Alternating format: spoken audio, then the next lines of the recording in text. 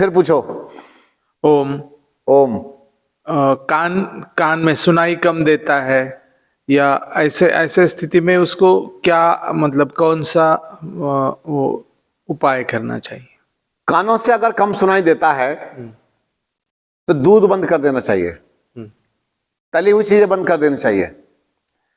कई लोगों को कम सुनाई देता है, कई लोगों के फुंसियां हो जाती हैं, दर्द हो जाता है, दर्द होता रहता है, और फिर डॉक्टर के यहाँ भागते हैं कि चेकअप करा ले। चेकअप कराने से क्या होगा, है तो अंदर।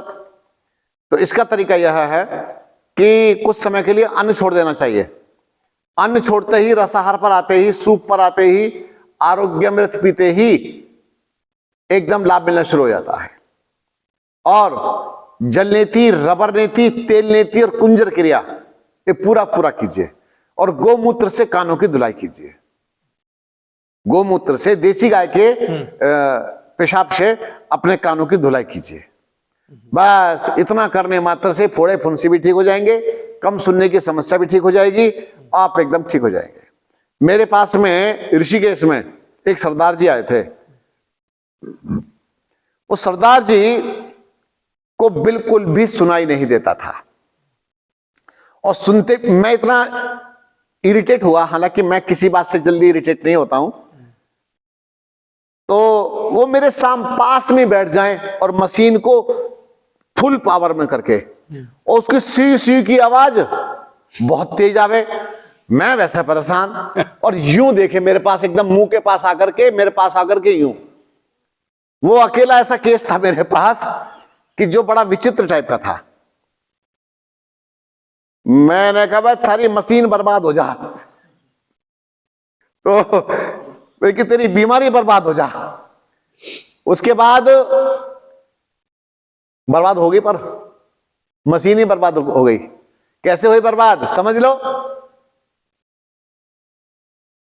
हमने आते ही सब बंद हो जाता मेरे यहां, तो पता है आपको, ना दूध मिलता, ना छाछ, ना घी, सब बंद हो जाता ना। और इसके बाद क्या कर दिया हमने, पूरा रसाहार पर रख दिया, मतलब जूस आदि, सूप आदि देना शुरू कर दिया। उसका प्रभाव इतना बढ़िया रहा कि जब जल नीति हुई, रबर नीति हुई, तेल नीति हुई, 5वें दिन सरदार जी बल्ले बल्ले करने लगे। ओए भंगड़ा पाने का मन कर रहा भाई, आज तो नाचने का मन कर रहा भाई, आज तो मेरा गदगद हो गया हूं। मैंने क्या, अरे क्या हो गया इनको। और पूरे में ऐसे करे। क्यों? क्योंकि उनको औरों की आवाज सुनाई देने लगी थी। औरों की आवाज सुनाई देने लगी थी। इसका इतना भारी प्रभाव हुआ। और बोले, मैंने यार क्यों नाटक कर रहे हैं आप, आपको कहां सुनाई दे रहा है? अजी बोले सुनाई तो दे रहा है। बोले कहां सुनाई दे रहा है?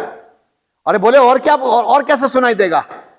मैं कि मशीन कहां है? बोले मेरी जेब में रखी है। मशीन जेब में रखी थी। और बोले ये नहीं मशीन।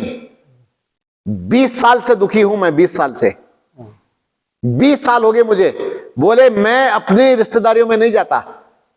क्यों? किसी की बात मुझे सुनाई नहीं देती। कोई क्या कर रहा है, कैसे कर रहा है, मुझे कुछ पता नहीं चलता।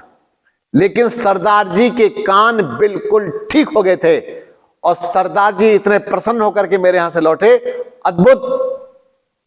और पूरे में एक लहर दौड़ गई थी। हालांकि ये कि जो मैंने जो YouTube पर वो वीडियो डाली, एक ने बोला कमेंट में, इसे सरदार जी को कितने रुपए दिए ऐसा बोलने के लिए, है ना। ये सब एक ने लिखा, ये सब सेटिंग होती है। और किसी ने कुछ बोला और किसी ने कुछ बोला। मैं आपको बताता हूं, मैंने अपने इस जीवन काल में आम को आम कहने की हिम्मत पैदा की है, और गुठली को गुठली कहने की पैदा की है। याद रखना, मैं किसी को प्रभावित करने के लिए कुछ भी बढ़ा चढ़ा के कोई बात नहीं कहता हूं, आवश्यकता नहीं मुझे। अरे मुझे करना क्या है, मैं सिर्फ और सिर्फ आप सबका भला चाहता हूं, और कुछ नहीं चाहता। तो इसीलिए कानों को ठीक करने के लिए जल नीति, रबर नीति, तेल नीति, कुंजर क्रिया और मिट्टी पट्टी, एनिमा, पूरा का पूरा सिस्टम एकदम पार कर दीजिए। और एक बात और बता देता हूं साथ के साथ, एक चक्रव्यूह है बीमारियों का, और एक चक्रव्यूह है दवाइयों का। दवाइयों के चक्रव्यूह को भेदना, बीमारियों के चक्रव्यूह को भेदना इतना सरल काम नहीं है। समझ रहे मेरी बात?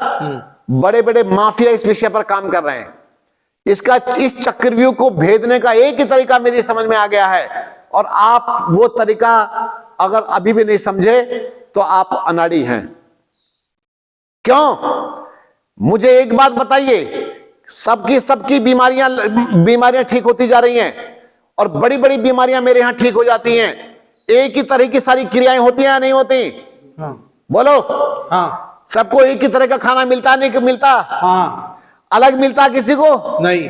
कुछ नहीं मिलता, कोई भेदभाव नहीं, कोई ऊंच नीच नहीं, कुछ नहीं, सबका बराबर समान चल रहा है कार्य। हाँ। और अगर ऐसा लगता है मुझे कि इनको कुछ अलग से मुझे करवाना होता है, तो वो थोड़ा बहुत हल्का फुल्का मैं करवा देता हूं, अन्यथा सभी प्रकार की बीमारियां एक ही प्रकरण से ठीक हो रही हैं। ये कैसा चैप्टर है?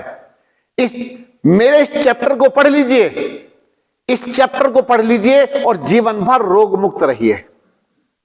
बात समझ में आ गई? और ये चैप्टर पढ़ना इतना कठिन नहीं है। मेरे जैसे व्यक्ति के साथ में हो तो सारे चैप्टर आसानी से पढ़ा भी दूंगा। अगली बात, हमने आज तक जितना भी काम किया है ये सब सिखाने के लिए प्रयास किया है। अब सीखिए, अब ठीक हो जाएंगे। तो कानों की समस्या के लिए दूध, घी, छाछ, तली हुई चीजें सब बंद कर देना पड़ता है।